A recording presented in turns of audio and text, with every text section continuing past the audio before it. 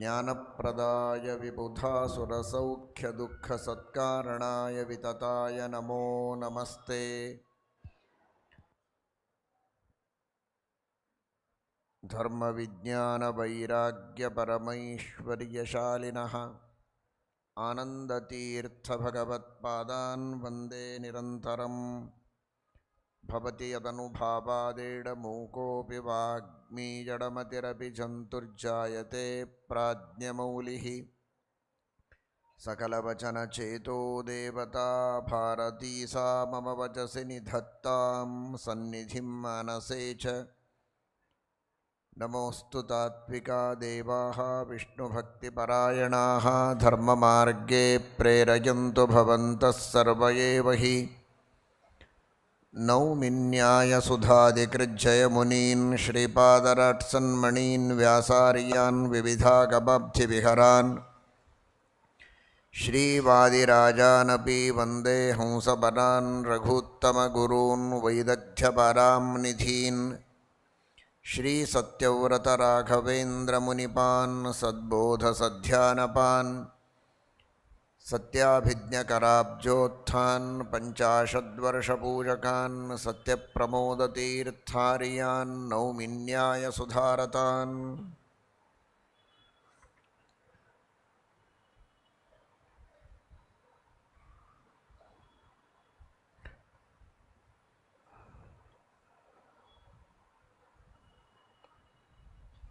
ಸರ್ವೋತ್ತಮನಾದ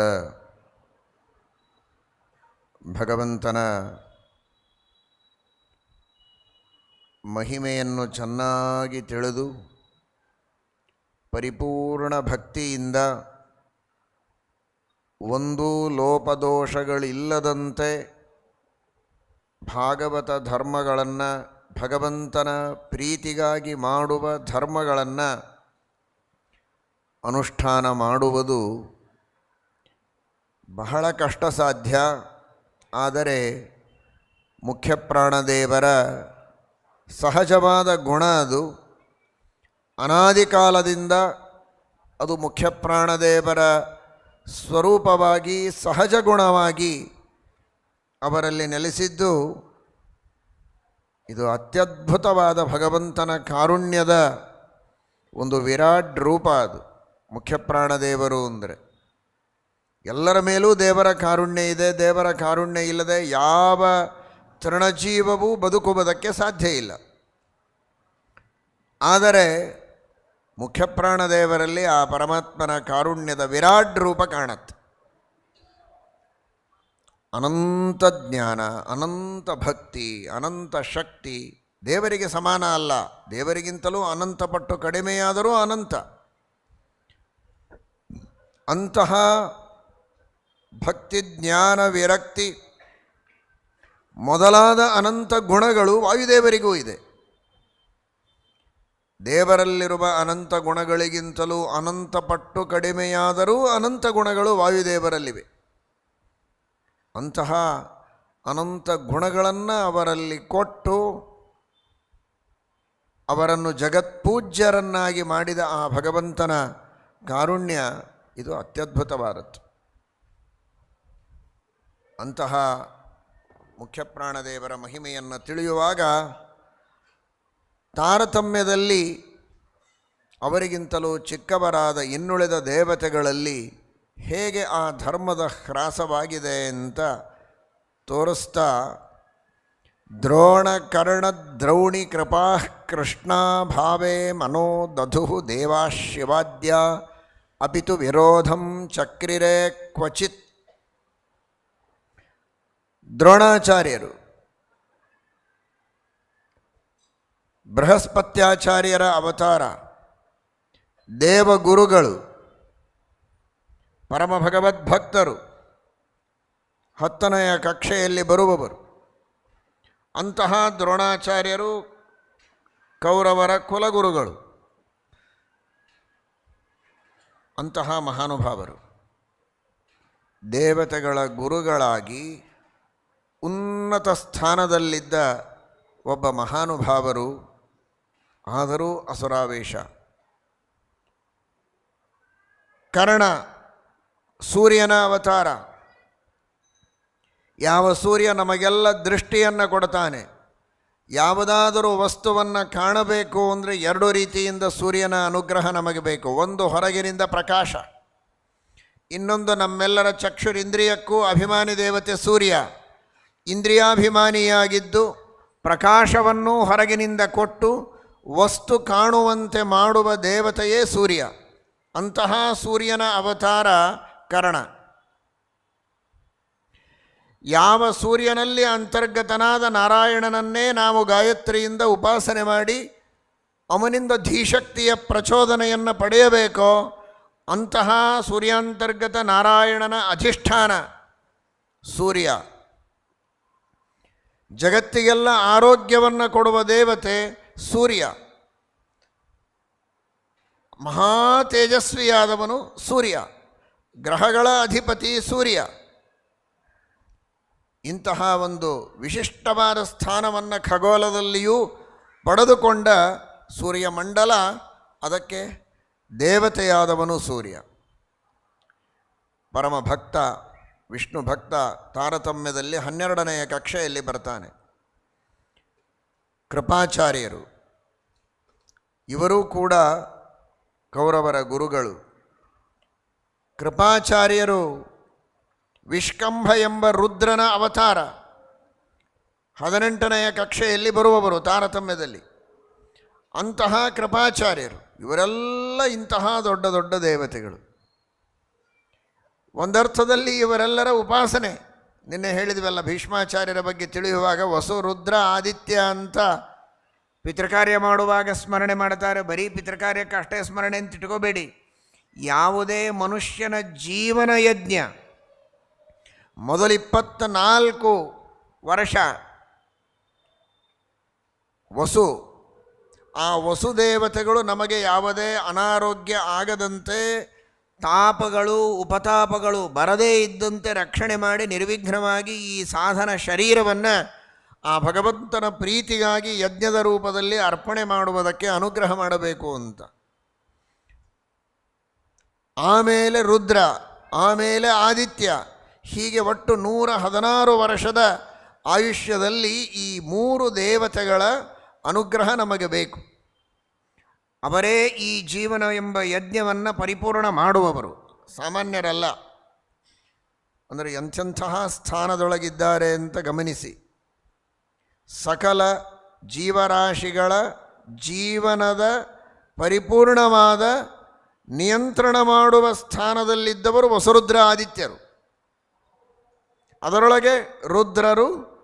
ರುದ್ರರಲ್ಲಿ ಒಬ್ಬ ವಿಷ್ಕಂಭ ಎಂಬ ರುದ್ರ, ಅವನ ಅವತಾರರೇ ಕೃಪಾಚಾರ್ಯರು.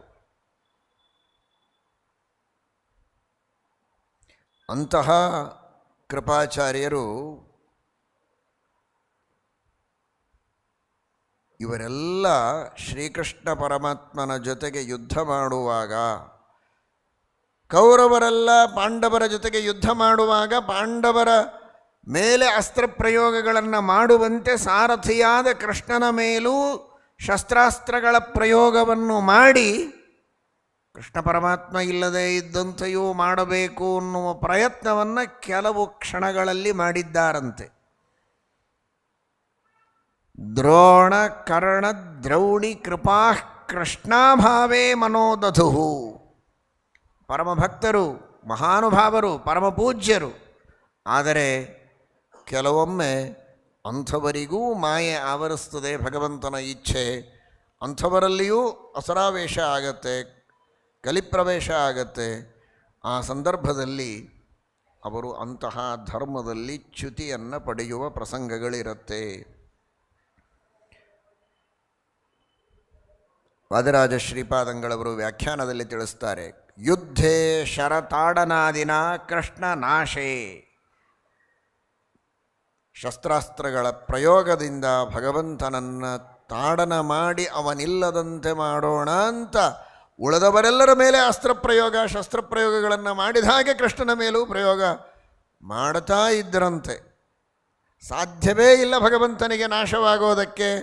ಅನಾದಿ ನಿತ್ಯ ಅವನೇ ನಮ್ಮೆಲ್ಲರ ಉಸಿರು ಅನ್ನುವುದು ಗೊತ್ತು.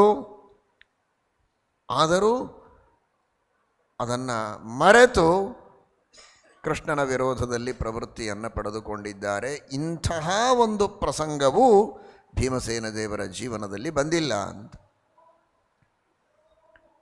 ಹಾಗಾದರೆ ನಾವು ಎಂದಿಗೂ ಯಾವ ಪ್ರಸಂಗದಲ್ಲಿಯೂ ಕೂಡ ದೇವರನ್ನು ಪ್ರತ್ಯಕ್ಷವಾಗಿ ನಾಶ ಮಾಡುವುದಕ್ಕಂತೂ ಮಾಡುವ ಪ್ರಯತ್ನ ಮಾಡುವುದಕ್ಕಂತೂ ಪ್ರಸಕ್ತಿಯೇ ಇಲ್ಲ.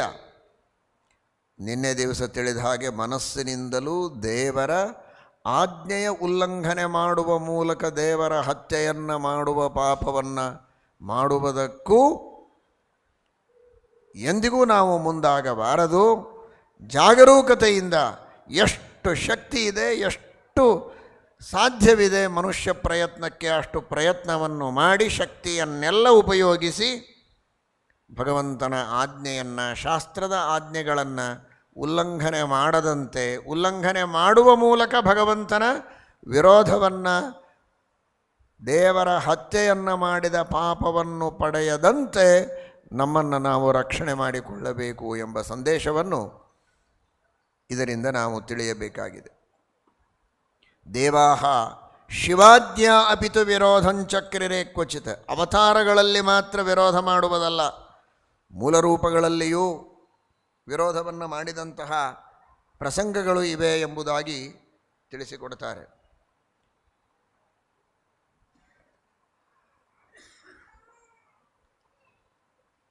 ಪರಮಾತ್ಮನ ಅತ್ಯದ್ಭುತವಾದಂತಹ ಪರಾಕ್ರಮ, ಶೌರ್ಯ, ರಾವಣನ ಸಂಹಾರವನ್ನು ಮಾಡ್ತಾನೆ ಪರಮಾತ್ಮ.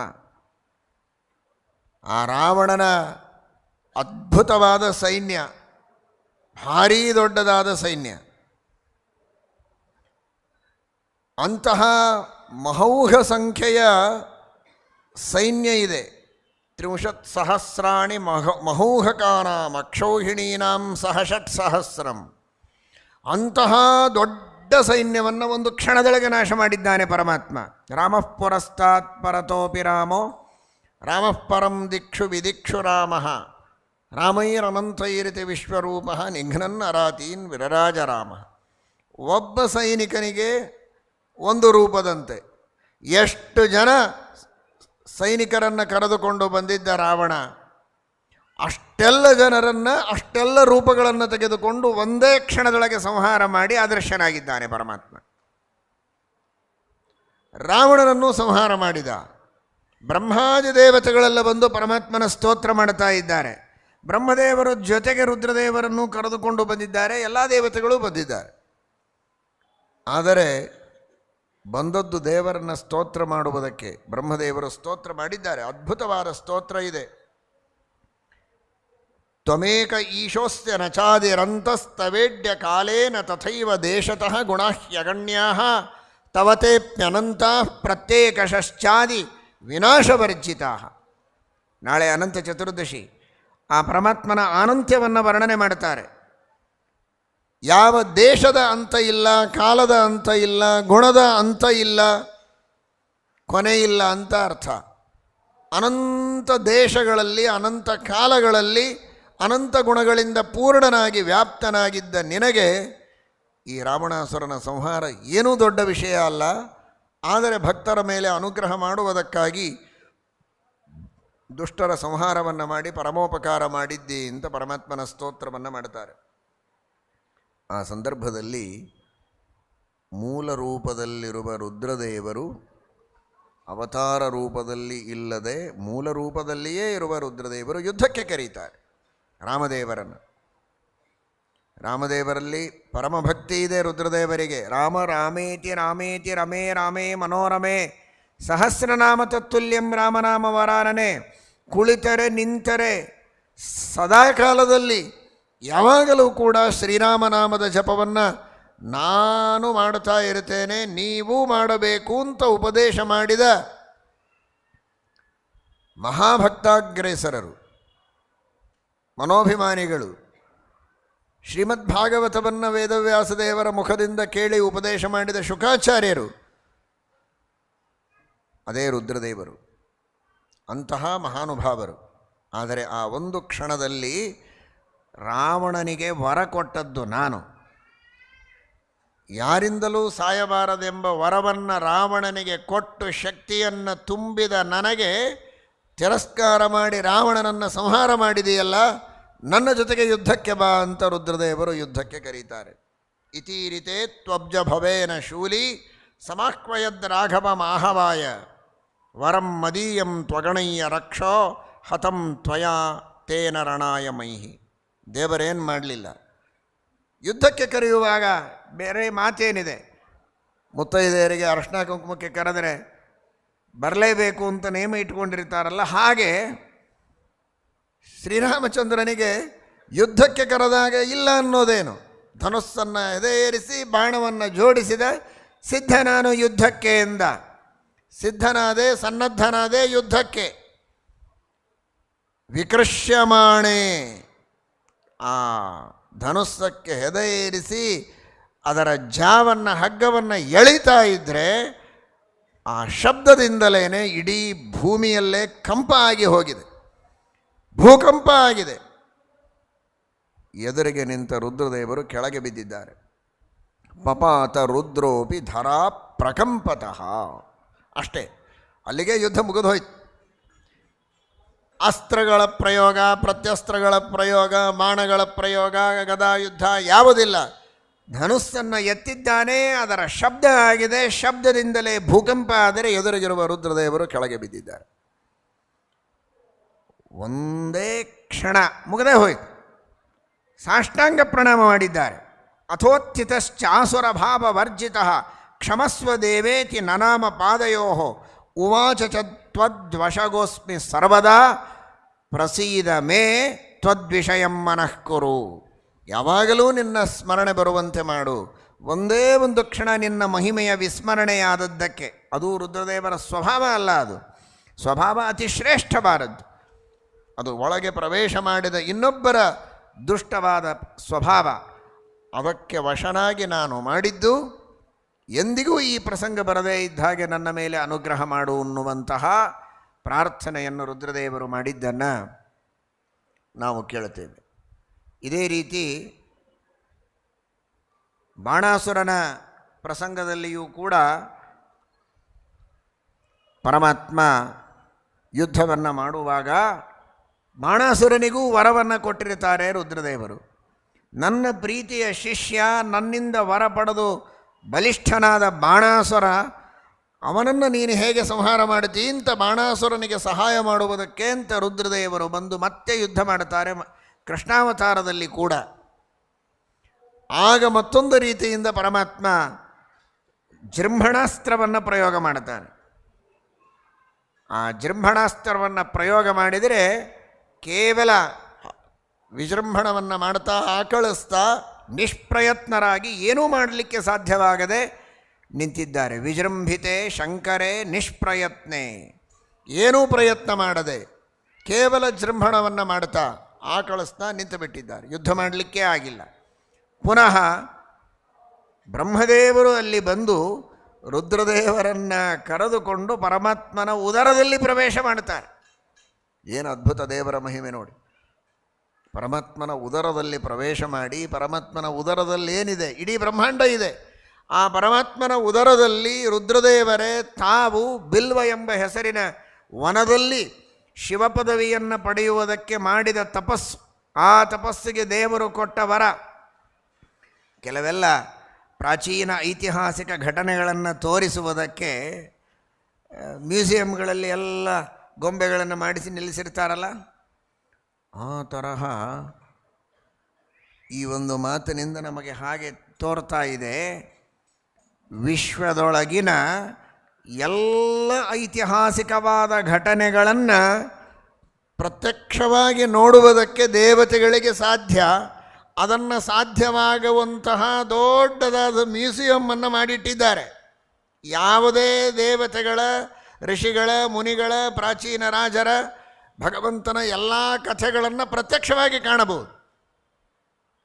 ಮಣ್ಣಿನ ಗೊಂಬೆ ಅಲ್ಲ, ಅದನ್ನು ಪ್ರತ್ಯಕ್ಷವಾಗಿ ಕಾಣಬಹುದು. ಆ ಮ್ಯೂಸಿಯಂ ಎಲ್ಲಿದೆ ಅಂತ ಹುಡುಕ್ತೀರಾ? ಅಡ್ರೆಸ್ ಬೇಕಾ? ಅದು ದೇವರ ಉದರ, ಪರಮಾತ್ಮನ ಹೊಟ್ಟೆಯಲ್ಲಿ ಇಡೀ ಬ್ರಹ್ಮಾಂಡದ ಸಮಗ್ರವಾದ ಪ್ರತಿರೂಪ ಇದೆ. ಅದಕ್ಕಾಗಿ ರುದ್ರದೇವರನ್ನು ಸ್ವತಃ ಬ್ರಹ್ಮದೇವರು ಕರೆದುಕೊಂಡು ನಿನ್ನದೇ ಇನ್ನೊಂದು ರೂಪ ಪರಮಾತ್ಮನ ಉದರದಲ್ಲಿದೆ ನೋಡು, ಆ ರೂಪದಿಂದ ನೀನು ಇದೇ ಶಿವಪದವಿಯನ್ನು ಪಡೆಯುವುದಕ್ಕೆ ಹಿಂದೆ ತಪಸ್ಸು ಮಾಡಿದ್ದು. ಶಿವಸ್ಯ ರೂಪಂ ಸ್ತಂಭಿತಂ ಬಿಲ್ವನಾಮ್ನಿ ವನೆ ಗಿರೀಶೇನ ಚ ಯತ್ ತಪಃಕೃತಂ ಶೈವಂ ಪದಂ ಪ್ರಾಪ್ತುಮೇ ವಾಚ್ಯುತಾಚ್ಯ ತಚ್ಚಾವದತ್ ಕಂಜಜ ಶಂಕರಸ್. ಅದನ್ನು ತೋರಿಸಿ ಹೇಳಿದಾಗ ರುದ್ರದೇವರಿಗೆ ಒಂದೇ ಕ್ಷಣ ಆ ಮೋಹ ಬಂದಿತ್ತು, ಪುನಃ ಪರಿಹಾರವಾಗಿದೆ. ಪರಮಾತ್ಮನನ್ನು ಸ್ತೋತ್ರ ಮಾಡಿದ್ದಾರೆ, ಶರಣಾಗತರಾಗಿದ್ದಾರೆ. ಗೋವರ್ಧನೋದ್ಧಾರದ ಪ್ರಸಂಗ, ಅದರ ಹಿನ್ನೆಲೆಯಲ್ಲಿ ಇಂದ್ರದೇವರು ಧೋ ಧೋ ಧೋ ಮಳೆ ಸುರಿಸ್ತಾರೆ. ವಿಸ್ಮೃತ ರಥಾಂಗ ಧರಾವತಾರ, ಸಾಕ್ಷಾತ್ ನಾರಾಯಣನೇ ನಮ್ಮ ಪ್ರಾರ್ಥನೆಯಂತೆ ಕೃಷ್ಣನಾಗಿ ಅವತಾರ ಮಾಡಿದ್ದಾನೆ ಎನ್ನುವುದನ್ನು ಮರೆತು ಮಳೆಯನ್ನು ಸುರಿಸಿದರು. ಇಂದ್ರದೇವರಿಗೂ ಈ ತರಹದ ವಿಸ್ಮರಣೆ. ದೇವಾ ಶಿವಾದ್ಯಾಹ ಅಪಿತು ವಿರೋಧಂ ಚಕ್ರಿರೇ ಕ್ವಚಿತ್. ಆಮೇಲೆ ಇಂದ್ರದೇವರು ಶರಣಾಗತರಾಗಿ ಪರಮಾತ್ಮನ ಸ್ತೋತ್ರವನ್ನು ಮಾಡಿ ವಿಶೇಷವಾಗಿ ಕ್ಷಮಾಯಾಚನೆಯನ್ನು ಮಾಡುತ್ತಾರೆ ಅಂತ ನಾವು ಕೇಳ್ತೇವೆ. ಇಂತಹ ಇನ್ನು ಉಳಿದ ಋಷಿಗಳು, ಮುನಿಗಳು, ಗಂಧರ್ವರು ಇವರೆಲ್ಲ ಧರ್ಮದಲ್ಲಿ ಕೆಲವೊಮ್ಮೆ ಲೋಪವನ್ನು ಮಾಡುತ್ತಾರೆ ಎನ್ನುವುದರ ಬಗ್ಗೆ ಹೇಳಬೇಕಾದದ್ದಿಲ್ಲ. ತಸ್ಮಾದೇಕೋ ವಾಯುರೇವ ಧರ್ಮೇ ಭಾಗವತೆ ಸ್ಥಿತಃ ಲಕ್ಷ್ಮೀ ಸರಸ್ವತಿ ಚೇತಿ ಪರಶುಕ್ಲತ್ರಯಂ ಶ್ರುತಂ. ಬ್ರಹ್ಮದೇವರು, ಮಹಾಲಕ್ಷ್ಮೀದೇವಿ, ಬ್ರಹ್ಮದೇವರು, ವಾಯುದೇವರು, ಸರಸ್ವತಿ, ಭಾರತೀಯರು, ಈ ಮೂರು ಕಕ್ಷೆಯಲ್ಲಿದ್ದವರು. 2, 3, 4. ಎರಡನೆಯ ಕಕ್ಷೆಯಲ್ಲಿರುವ ಮಹಾಲಕ್ಷ್ಮೀದೇವಿ, ಮೂರನೆಯ ಕಕ್ಷೆಯಲ್ಲಿರುವ ಬ್ರಹ್ಮವಾಯುದೇವರು, 4ನೆಯ ಕಕ್ಷೆಯಲ್ಲಿರುವ ಸರಸ್ವತಿ, ಭಾರತಿ. ಇವರು ಮಾತ್ರ ಶುದ್ಧವಾದ ಭಾಗವತ ಧರ್ಮದಲ್ಲಿ ರತರಾದವರು ಅಂತ. ಅಂತಹ ಶುದ್ಧ ಭಾಗವತ ಧರ್ಮದಲ್ಲಿ ರತರಾದ ಮುಖ್ಯಪ್ರಾಣದೇವರ ಮತವನ್ನು ನಾವು ಅನುಸರಣೆ ಮಾಡ್ತಾ ಇದ್ದೇವೆ ಎನ್ನುವಂತಹ ಸಂತೋಷ, ಅಭಿಮಾನ, ಎಚ್ಚರಿಕೆ ಎಲ್ಲವೂ ನಮಗಿರಬೇಕು. ಇಂತಹ ಶುದ್ಧ ಭಾಗವತ ಧರ್ಮದಲ್ಲಿದ್ದ ಗುರುಗಳು ನಮಗೆ ದೊರಕಿದ್ದಾರೆ ಎನ್ನುವುದು ಸಂತೋಷ, ಅಭಿಮಾನವೂ ಹೌದು. ಎಚ್ಚರಿಕೆ ಯಾಕೆ ಅಂದರೆ, ಇಂತಹ ಸೌಭಾಗ್ಯವನ್ನು ಸದುಪಯೋಗಪಡಿಸಿಕೊಳ್ಳದೆ ನಾವು ವಂಚಿತರಾದರೆ ಎಷ್ಟು ದೊಡ್ಡದಾದ ಹಾನಿಯನ್ನು ಮಾಡಿಕೊಳ್ಳುತ್ತೇವೆ ಎನ್ನುವ ಎಚ್ಚರಿಕೆ ಇರಬೇಕು. ಇಂತಹ ಸಾಧನ ಶರೀರವನ್ನು ದೇವರು ನಮಗೆ ಕರುಣಿಸಿದಾಗ, ಶ್ರೀಮದ್ ಆಚಾರ್ಯರ ಇಂತಹ ಸರ್ವಮೂಲ ಗ್ರಂಥಗಳ ಅಧ್ಯಯನ ಮಾಡುವುದಕ್ಕೆ ಸೌಭಾಗ್ಯವನ್ನು ದೇವರು ಕೊಟ್ಟಾಗ, ಉಪದೇಶ ಮಾಡುವುದಕ್ಕೆ ಗುರುಗಳಿದ್ದಾಗ, ತಿಳಿದುಕೊಳ್ಳೋದಕ್ಕೆ ಬುದ್ಧಿ ಇದ್ದಾಗ, ಆ ಉಪದೇಶದ ಲಾಭವನ್ನು ಪಡೆದುಕೊಳ್ಳದೆ, ಜ್ಞಾನವನ್ನು ಪಡೆದುಕೊಳ್ಳದೆ ಇದ್ದರೆ ಅದರಂತಹ ದೊಡ್ಡ ದೌರ್ಭಾಗ್ಯ ಇನ್ನೊಂದಿಲ್ಲ, ಆತ್ಮವಂಚನೆ ಮತ್ತೊಂದಿಲ್ಲ.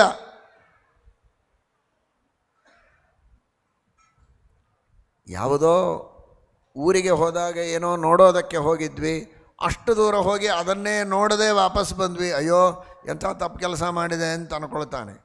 ಏನೋ ನೋಡಬೇಕು ಅಂತ ಹೋಗಿದ್ದ, ನೋಡಲಿಲ್ಲ ಅಷ್ಟೇ ಹೊರತು ಆ ನೋಡಿದ 2 ಕ್ಷಣ ಆನಂದ ಆಗಬಹುದು, ಬಿಟ್ಟರೆ ಬೇರೆ ಏನಿಲ್ಲ. ಯಾವುದೋ ಪ್ರಕೃತಿ ಸೌಂದರ್ಯವನ್ನು ನೋಡೋದಕ್ಕೆ ಹೋಗಿರ್ತಾನೆ, ಅವೆಲ್ಲ ದೊಡ್ಡ ಹಾನಿಯೇ ಅಲ್ಲ.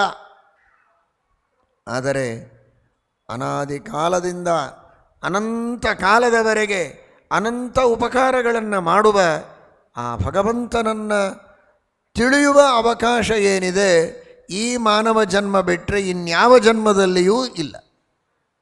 ಅಂತಹ ಮಾನವ ಜನ್ಮ ಬಂದಾಗ ಕೇವಲ 4 ದಿನದ ಹೊಟ್ಟೆಪಾಡಿಗಾಗಿ ಮಾತ್ರ ನಮ್ಮ ಪ್ರಯತ್ನ ಇದ್ದರೆ, ಕೇವಲ 4 ದಿನಗಳ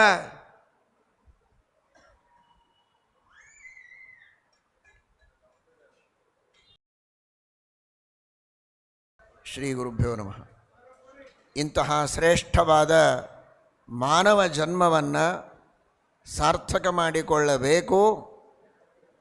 ಅದನ್ನು ನಾವು ವ್ಯರ್ಥ ಮಾಡಿಕೊಳ್ಳಬಾರದೆಂಬ ಎಚ್ಚರಿಕೆ ನಮಗೆ ಈ ಶ್ರೀಮದ್ ಆಚಾರ್ಯರ ಶುದ್ಧ ಭಾಗವತ ಧರ್ಮವನ್ನು, ಮುಖ್ಯಪ್ರಾಣದೇವರ ಶುದ್ಧ ಭಾಗವತ ಧರ್ಮವನ್ನು ತಿಳಿಯುವ ಹಿನ್ನೆಲೆಯಲ್ಲಿ ಇರಬೇಕು. ಅನಾದಿ ಕಾಲದಿಂದ ಪರಿಪೂರ್ಣವಾದ ಪರಿಶುದ್ಧವಾದ ಜ್ಞಾನ, ಒಂದೂ ಪಾಪವನ್ನು ಮಾಡದೇ ಇರುವಂತಹ ಶುಭ ಪ್ರವೃತ್ತಿ, ಸರ್ವದಾ ಭಗವಂತನ ಸ್ಮರಣೆಯನ್ನು ಮಾಡುವಂತಹ ಒಂದು ವಿಶಿಷ್ಟವಾದ ತನ್ಮಯತೆ, ಇಡೀ ಜಗತ್ತನ್ನು ನಿಯಮನ ಮಾಡುವ ಸತ್ಕಾರ್ಯಗಳಲ್ಲಿ ಪ್ರೇರಣೆ ಮಾಡುವಂತಹ ಶ್ರೇಷ್ಠವಾದ ಅಪ್ರತಿಹತವಾದ ಅವರ ಶಕ್ತಿ, ಇವುಗಳೆಲ್ಲವನ್ನು ನಾವು ಚಿಂತನೆ ಮಾಡ್ತಾ ಆ ಮುಖ್ಯಪ್ರಾಣದೇವರ ಅನುಸಂಧಾನವನ್ನು ಮಾಡಬೇಕು. ವಾಯುಸ್ತುತಿ ಹೇಳುವಾಗ, ವಾಯುದೇವರಿಗೆ ಪ್ರದಕ್ಷಿಣೆ ನಮಸ್ಕಾರ ಹಾಕುವಾಗ ಎಲ್ಲ ಗುಣಗಳು ಮನಸ್ಸಿನಲ್ಲಿ ನಮಗೆ ಅನುಸಂಧಾನಕ್ಕೆ ಬರುವುದು ಬಹಳ ಕಷ್ಟ. ಒಂದೊಂದು ಗುಣವನ್ನಾದರೂ ಒಂದೊಂದು ದಿನ, ಒಂದು ಸಲ ಪ್ರದಕ್ಷಿಣೆ ಹಾಕುವಾಗ ಒಂದು ಗುಣ, ಇನ್ನೊಂದು ಸಲ ಇನ್ನೊಂದು ಗುಣ, ಎಷ್ಟು ಸಾಧ್ಯವೋ ಅಷ್ಟನ್ನು ನಾವು ಸ್ಮರಣೆ ಮಾಡಿದರೂ ಧನ್ಯರಾಗ್ತೇವೆ. ಒಂದು ಪುಣ್ಯವನ್ನು ಪಡೆದುಕೊಳ್ಳುವಲ್ಲಿ ಕೋಟಿ ಕೋಟಿ ಪಟ್ಟು ಹೆಚ್ಚು ಪುಣ್ಯವನ್ನು ನಾವು ಪಡೆಯುವುದಕ್ಕೆ ಸಾಧ್ಯ ಇದೆ. ಸದ್ಗುಣಗಣ ಬೃಹತೀಂ, ಪರಮಾತ್ಮನಲ್ಲಿ ಭಕ್ತಿ ಮಾಡುವಾಗ ಅದರಂತೆ ತಾರತಮ್ಯ ಕ್ರಮದಲ್ಲಿ ವಾಯುದೇವರಲ್ಲಿ ಭಕ್ತಿ ಮಾಡುವಾಗ ಸದ್ಗುಣಗಣ ಬೃಹತೀಂ, ಆ ಗುಣಗಳ ಅನುಸಂಧಾನದಿಂದ ಆ ಭಕ್ತಿ ಪುಷ್ಟವಾಗಿರಬೇಕು.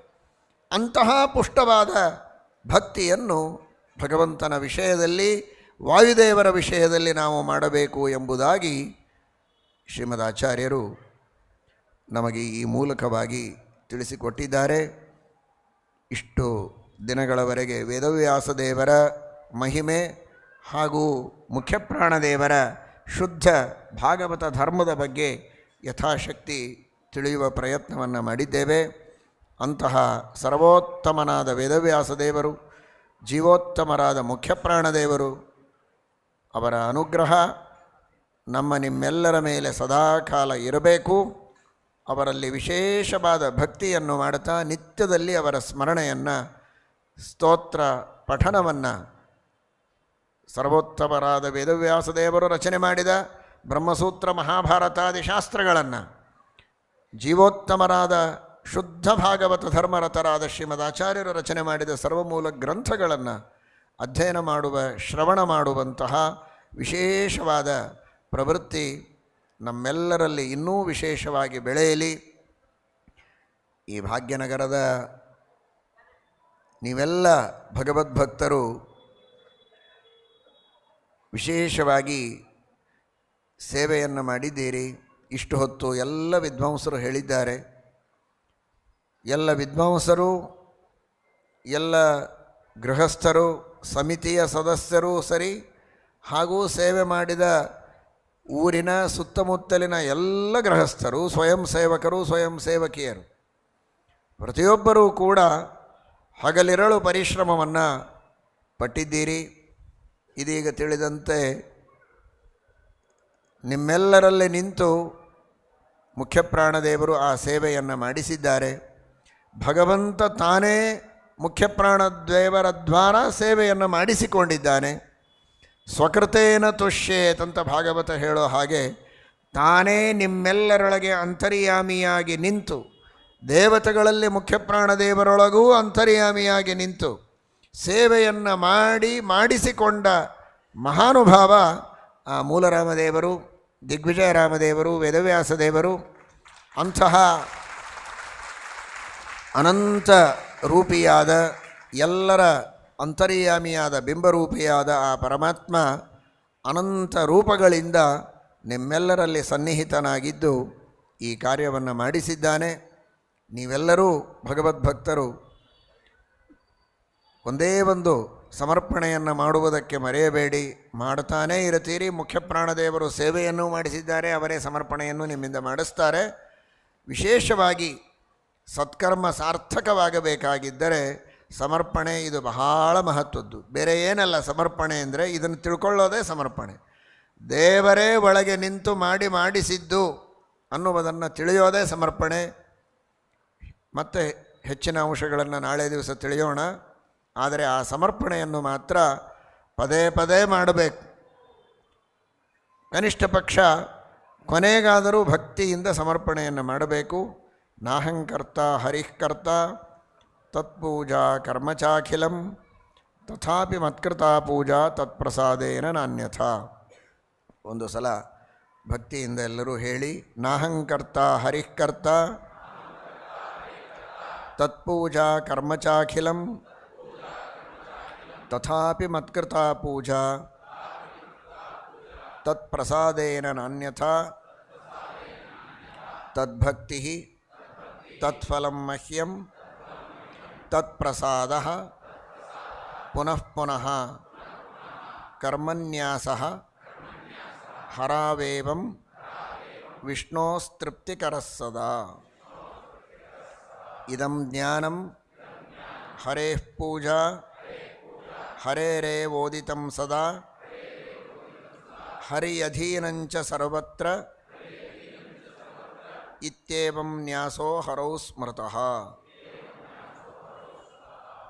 ಈ ನಿತ್ಯದ ಪ್ರವಚನ ಕಾರ್ಯಕ್ರಮಗಳಲ್ಲಿ ಏನು ಜ್ಞಾನವನ್ನು ಪಡೆದುಕೊಂಡಿದ್ದೀರಿ, ಆ ಜ್ಞಾನವನ್ನೂ ಸಮರ್ಪಣೆ ಮಾಡಿ ಸೇವೆಯನ್ನು, ನಾನಾ ವಿಧವಾದ ಸೇವೆಗಳನ್ನು ಮಾಡಿದ್ದೀರಿ. ವಿವರಣೆಯನ್ನು ನಾವು ಕೊಡುವುದು ಬೇಕಾಗಿಲ್ಲ, ವಿದ್ವಾಂಸರು ಬಹಳ ಚೆನ್ನಾಗಿ ಎಲ್ಲರೂ ವಿವರಣೆ ಕೊಟ್ಟಿದ್ದಾರೆ. ಬಂದ ಎಲ್ಲ ಭಕ್ತರಿಗೆ ರಾಮದೇವರ ದರ್ಶನ ಮಾಡಿಸುವ ವ್ಯವಸ್ಥೆ ಅದೇ ಪ್ರಧಾನವಾದದ್ದು. ತೀರ್ಥಪ್ರಸಾದದ ವ್ಯವಸ್ಥೆ, ಒಂದೊಂದು ತುತ್ತು ತಿನ್ನೋದು ಅಂದರೆ ಕೋಟಿ ಚಾಂದ್ರಾಯಣ ವ್ರತ ಮಾಡಿದ ಪುಣ್ಯ ಬರ್ತದೆ ಅಂತ ಹೇಳಿದ್ದಾರೆ. ಕೋಟ್ಯೈಂದವ ಸಹಸ್ರೈಸ್ತು ಮಾಸೋಪೋಷಣ ಕೋಟಿಭಿ ಯತ್ಫಲಂ ಲಭ್ಯತೆ ಪುಂಭಿ ವಿಷ್ಣೋರ್ ನೈವೇದ್ಯ ಭಕ್ಷಣಾತ್. ಅಷ್ಟು ವ್ರತ ಯಾರಿಗೆ ಮಾಡಲಿಕ್ಕೆ ಸಾಧ್ಯ ಜೀವನದಲ್ಲಿ? ಆದರೆ ಆ ಪುಣ್ಯ ವಿಷ್ಣು ನೈವೇದ್ಯವನ್ನು ಭಕ್ತಿಯಿಂದ ಸ್ವೀಕಾರ ಮಾಡಿದರೆ ಬರ್ತದೆ ಅಂದರೆ ಸಾವಿರಾರು ಜನರಿಗೆ ಮಾಡಿಸಿದ ಈ ಎಲ್ಲ ಸ್ವಯಂ ಸೇವಕಿಯರಿಗೆ ಎಷ್ಟು ಪುಣ್ಯ ಬರ್ತದೆ ಅಂತ ಹೇಳೋದಕ್ಕೆ ಸಾಧ್ಯ ಇಲ್ಲ. ಅಷ್ಟು ಪುಣ್ಯ ಬರ್ತದೆ. ಅದರಂತೆ ಇಂತಹ ದೇವರ ಪೂಜೆ ಹಾಗೂ ತೀರ್ಥಪ್ರಸಾದ, ನಿತ್ಯದಲ್ಲಿ ನಡೆಯುವ ಪಾಠ ಪ್ರವಚನಗಳಿಗೆ ಬೇಕಾದ ಈ ಅಧಿಷ್ಠಾನ, ದೊಡ್ಡದಾದ ಈ ಕಟ್ಟಡ, ಅದರ ನಿರ್ಮಾಣದಲ್ಲಿ ಸೇವೆಯನ್ನು ಮಾಡಿದಂತಹ ಎಲ್ಲರಿಗೂ ಬರುವಂತಹ ಪುಣ್ಯ, ಅದನ್ನು ಹೇಳುವುದಕ್ಕೆ ಸಾಧ್ಯ ಇಲ್ಲ. ಅಧಿಷ್ಠಾನಂ ತಥಾಕರ್ತ, ಅದಕ್ಕಾಗಿ ಸೇವೆ ಮಾಡಿದವರಿದ್ದಾರೆ. ಇನ್ನು ಆರೋಗ್ಯ ಪ್ರಮೋದ, ಅದರ ಬಗ್ಗೆಯೂ ಕೇಳಿದ್ದೀರಿ. ನಿತ್ಯವೂ ಬಂದಂಥವರಿಗೆ ಆರೋಗ್ಯದ ವ್ಯವಸ್ಥೆಗಾಗಿ ನೂರಾರು ಜನ ವೈದ್ಯರು ಇಲ್ಲಿ ಸೇವೆಯನ್ನು ಮಾಡಿದ್ದಾರೆ. ಒಂದು ದಿವಸ ಅಲ್ಲ, 2 ದಿವಸ ಅಲ್ಲ, 52 ದಿವಸ. ಆರೋಗ್ಯ ಪ್ರಮೋದ, ಉದ್ಯೋಗ ಪ್ರಮೋದ, ಇಡೀ ಜೀವನ ಅವರಿಗೆ ಒಂದು ದಾರಿಯನ್ನು ಕಲ್ಪನೆ ಮಾಡಿಕೊಡೋದು. 1 ದಿವಸ ಅಲ್ಲ, 2 ದಿವಸ ಅಲ್ಲ, ಸಂಪೂರ್ಣವಾಗಿ ಅವರಿಗೆ ಆರೋಗ್ಯವನ್ನು, ಉದ್ಯೋಗವನ್ನು ಕೊಡಿಸಿ ಅವರಿಗೊಂದು ವೃತ್ತಿಯನ್ನು ಕಲ್ಪನೆ ಮಾಡಿಕೊಡುವಂತಹ ಬಹಳ ದೊಡ್ಡ ಕಾರ್ಯವನ್ನು ಆರೋಗ್ಯ ಪ್ರಮೋದದಿಂದ ಮಾಡಿದ್ದಾರೆ. ಅದರಂತೆ ವಿವಾಹ ಪ್ರಮೋದ ಅಂತ ಅನೇಕ ಜನರಿಗೆ, ನೂರಾರು ಜನರಿಗೆ ವಿವಾಹದ ಯೋಜನೆಯನ್ನು ಮಾಡಿಕೊಟ್ಟು ಬಹಳ ದೊಡ್ಡದಾದಂತಹ ಸೇವೆ. ಸಾಂಸ್ಕೃತಿಕ ಕಾರ್ಯಕ್ರಮಗಳು, ಅದು ಕಲ್ಚರಲ್ ಪ್ರೋಗ್ರಾಮ್ ಅಂದರೆ ನಿಜವಾಗಿಯೂ ಕಲ್ಲುಗಳು ಚರಿಸಬೇಕು, ಅಂತಹ ಕಲ್ಚರಲ್ ಪ್ರೋಗ್ರಾಮ್ ಅದು. ನಾವು ಪ್ರತ್ಯಕ್ಷವಾಗಿ ಅಲ್ಲಿ ಉಪಸ್ಥಿತರಿರಲಿಲ್ಲ, ಆದರೆ ಕೇಳಿದ್ದನ್ನು ನೋಡಿದರೆ ಎಷ್ಟು ವಿಚಿತ್ರವಾದಂತಹ ಸಂಗೀತಗಳು, ನೃತ್ಯಗಳು, ನಾನಾ ವಿಧವಾದಂತಹ ಕಲೆಗಳ ಪ್ರದರ್ಶನ. ಚಿಕ್ಕ ಚಿಕ್ಕ ಮಕ್ಕಳು ಅದನ್ನು ನೋಡಿದರೆ ಬಹಳ ವಿಚಿತ್ರವಾದದ್ದು. ಅಂತಹ ಸಾಂಸ್ಕೃತಿಕ ಕಾರ್ಯಕ್ರಮಗಳು, ಇನ್ನೂ ವಿವಿಧವಾದಂತಹ ಸೇವೆಗಳನ್ನು ಎಲ್ಲ ಭಗವದ್ಭಕ್ತರು ನೀವು ಮಾಡಿದ್ದೀರಿ. ಅವರೆಲ್ಲರೂ, ಪ್ರತಿಯೊಬ್ಬ ಭಕ್ತರೂ ಕೂಡ ಈ ಅನುಸಂಧಾನವನ್ನು ಮನಸ್ಸಿನಲ್ಲಿ ಮಾಡಿ ನಮ್ಮೆಲ್ಲರಲ್ಲಿ ನಿಂತು ಅಂತರ್ಯಾಮಿಯಾಗಿದ್ದು ಭಗವಂತ ಈ ಕಾರ್ಯಗಳನ್ನು ಮಾಡಿಸಿ ತಾನು ಇದನ್ನು ಸ್ವೀಕಾರ ಮಾಡಿ ನಿರಂತರವಾಗಿ ಇದೇ ತರಹದ ಸೇವೆಗಳನ್ನು ಮಾಡುವ, ಜ್ಞಾನವನ್ನು ಪಡೆದುಕೊಳ್ಳುವ, ಪರೋಪಕಾರ ಮಾಡುವ ಒಂದು ಪ್ರವೃತ್ತಿಯನ್ನು ದೇವರು ನಮ್ಮಲ್ಲಿ ಕರುಣಿಸಲಿ ಅಂತ ಪ್ರಾರ್ಥನೆಯನ್ನು ಮಾಡಿ ನಿಮ್ಮೆಲ್ಲರ ಪರವಾಗಿ ನಾವು ಭಕ್ತಿಯಿಂದ ದೇವರಲ್ಲಿ ಪ್ರಾರ್ಥನೆ ಮಾಡ್ತೇವೆ. ನಮ್ಮ ಅಲ್ಪಜ್ಞಾನದ ಪೂರ್ವಕವಾಗಿ ನಮ್ಮೆಲ್ಲರ ಸೇವೆಯನ್ನು ಕೂಡ ತಮ್ಮ ಅನಂತ ಜ್ಞಾನ ಭಕ್ತಿ ವಿರಕ್ತಿ ಪೂರ್ವಕವಾಗಿ ಮುಖ್ಯಪ್ರಾಣದೇವರು ಆ ಮೂಲರಾಮದೇವರಲ್ಲಿ ಸಮರ್ಪಣೆಯನ್ನು ಮಾಡ್ತಾರೆ ಅಂತ ನಾವು ಅನುಸಂಧಾನ ಮಾಡಿದರೂ ಕೂಡ ಈ ಕರ್ಮದ ಪರಿಪೂರ್ಣವಾದ ಸಮರ್ಪಣೆಯಾಗ್ತದೆ. ತಸ್ಮಿನ್ನಪೋ ಮಾತರಿಶ್ವಾ ದಧಾತಿ. ಹರಯೇ ನಮಃ. ಶ್ರೀಕೃಷ್ಣಾರ್ಪಣಮಸ್ತು. ಸೃಷ್ಟಿಸ್ಥಿತ್ಯಪ್ಯೇಹಾನಿಯತಿ ದೃಶಿತಮೋ ಬಂಧಮೋಕ್ಷಶ್ಚ ಯಸ್ಮಾತ್ ಅಸ್ಯ ಶ್ರೀ ಬ್ರಹ್ಮರುದ್ರ ಪ್ರಭೃತಿ ಸುರನರದ್ವೀಷಶತ್ರುತ್ಮಕಸ್ಯ ವಿಷ್ಣೋರ್ವ್ಯಸ್ತಾಃ ಸಮಸ್ತಾಃ ಸಕಲಗುಣನಿಧಿಃ ಸರ್ವದೋಷವ್ಯಪೇತಃ ಪೂರ್ಣಾನಂದಾವ್ಯಯೋ ಯೋ ಗುರುರಪಿ ಪರಮಶ್ಚಿಂತಯೇತಂ ಮಹಾಂತಂ ಜನ್ಮಾದ್ಯಸ್ಯ ಯತೋನ್ಮಯಾದಿತರತಶ್ಚಾರ್ಥೇಷ್ವಭಿಜ್ಞಸ್ವರಾಟ್ ತೇನೇ ಬ್ರಹ್ಮಹೃದಾಯ ಆದಿಕವಯೇ ಮುಹ್ಯಂತಿ ಯಂ ಸೂರಯಃ ತೇಜೋ ವಾರಿಮೃದಾಂ ಯಥಾ ವಿನಿಮಯೋ ಯತ್ರ ತ್ರಿಸರ್ಗೋ ಮೃಷಾ ಧಾಮ್ನಾ ಸ್ವೇನ ಸದಾ ನಿರಸ್ತಕುಹಕಂ ಸತ್ಯಂ ಪರಂ ಧೀಮಹಿ.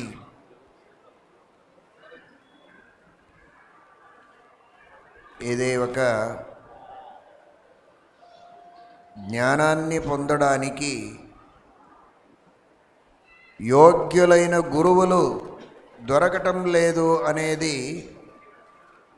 సామాన్యంగా భక్తుల ఒక సమస్య ఉంటుంది.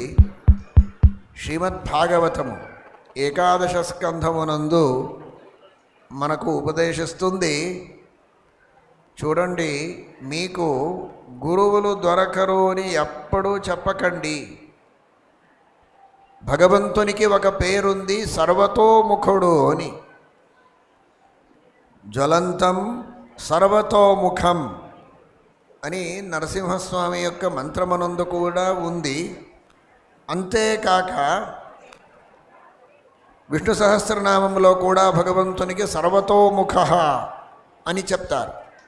సర్వతోముఖ అంటే భగవంతునికి అంతటా ముఖములు ఉన్నాయి, సహస్ర ముఖములు అనంత ముఖములు ఉన్నాయి అనేది ఒక అర్థము. రెండవది, ఎవరెవరున్నారో ఈ ప్రపంచమునందు ఏ ఏ వ్యక్తులున్నారో ఏ ఏ వస్తువులు ఉన్నాయో వారిలో భగవంతుని ముఖాలు ఉన్నాయి. భగవంతుడు వాటి మాధ్యమాన ఉపదేశిస్తాడు. అందుచేత పరమాత్మనికి సర్వతోముఖుడు అంటారు. ఈ పృథివీ, ఆ పృథివీ మీద కూర్చున్నారు, మమ్మల్ని చూస్తున్నారు, ఏదో ఉపదేశిస్తున్నారు, ప్రవచనం చేస్తారు అని. ఎందుకు? ఆ పృథివీ కూడా మీకు ఉపదేశిస్తూ ఉంది. ఏం ఉపదేశిస్తూ ఉంది? ఇంతమంది తిరుగుతారు, ఇంతమంది ఈ పృథివీ మీద చేయరాని పనులన్నీ చేస్తారు, అలా చేసిన సహించుకుంటుంది, క్షమా చేస్తుంది, సహనశీలత. ఎవరే ఏమే అన్నా, ఏం తిట్టినా కొట్టినా దాన్ని సహించుకోవాలి, ప్రీతితో వ్యవహరించాలి, వారికి ఉపకారం చేయాలి. ఉపకారం చేసిన వాళ్లకు ఉపకారం చేసేది గొప్పది కాదు, అపకారం చేసిన వాళ్లకు కూడా ఉపకారం చేసేది చాలా గొప్పది. మనమందరము కూడా పృథివీ మీద నానా విధమైనటువంటి పనులను చేస్తాం, చెప్పడానికి రాదు. అటువంటి పనులను చేసిన ఆ పృథివీ క్షమాగుణంతో క్షమించి మమ్మల్ని అనుగ్రహిస్తుంది, ఉపకరిస్తుంది. ఈ పృథివీ మీదనే బ్రతకాలి, అటువంటి జీవనాన్ని మనకు ఇస్తుంది. కావున ఈ పృథివీ అది ఒక గురు. ఇలాగే ఆకాశము గురు, నీళ్ళు గురుత్వం పొందుతాయి. మాధుర్యం, ఆ నీళ్ళలో ఉన్న గుణము అంటే మాధుర్యము, పావిత్ర్యము, మమ్మల్ని పవిత్రంగా చేస్తుంది. పవిత్రంగా చేసే ఒక గుణము ఆ నీళ్ళలో ఉన్నాయి. అంటే అలాగే ఎవరే దగ్గరికి వస్తే వారిలో ఉన్న దోషములను దూరీకరించి వారిని పవిత్రులుగా చేయాలి. వారితో నవ్వుతూ మాట్లాడాలి. రుచికరమైనటువంటి శబ్దములను పలకాలి. మధురమైనటువంటి శబ్దములను పలకాలి. అనుద్వేగకరం వాక్యం సత్యం ప్రియహితంచయత్. ఇది నీటితో మనం అనుకరించే గుణం. ఇలా ప్రతి ఒక్క వస్తువులో ఒక గుణం ఉంటుంది. ప్రతి ఒక్క మనిషిలో ఒక గుణం ఉంటుంది. దాన్ని చూసి మనం అర్థం చేసుకోవాలి. దాన్ని జీవితంలో అనుష్ఠానంలో తీసుకురావాలి. అలా తీసుకురావడానికి ఎవడైతే సిద్ధుడున్నాడో ఆయన అన్ని గుణములతో పరిపక్వుడైతాడు, పూర్ణుడైతాడు స్వయోగ్యతానుసారంగా. అందుచేత ఈ ఒక ప్రవృత్తి మనలో చాలా అవసరము అని చెప్పింది ఏకాదశ స్కంధం. అందుచేత వేలాది మంది మనకు సంపర్కంలో వస్తారు. ఈ జీవితంలో వారిలో ఉన్న గుణములను నేర్చుకోవాలి అనే ఒక గుణం మనలో ఉంటే చాలు, మనకు అన్ని గుణాలు వస్తాయి అని శ్రీమద్భాగవతము చెప్తూ ఉంది. అటువంటి గురు తమడు, అందరిలో ఉండి ఉపదేశం చేసే సర్వతో ముఖుడు ఆ భగవంతుడు మనకు యోగ్యమైనటువంటి జ్ఞానాన్ని అనుగ్రహించుగాక అని ప్రార్థిద్దాం. శ్రీకృష్ణ అర్పణమస్తు.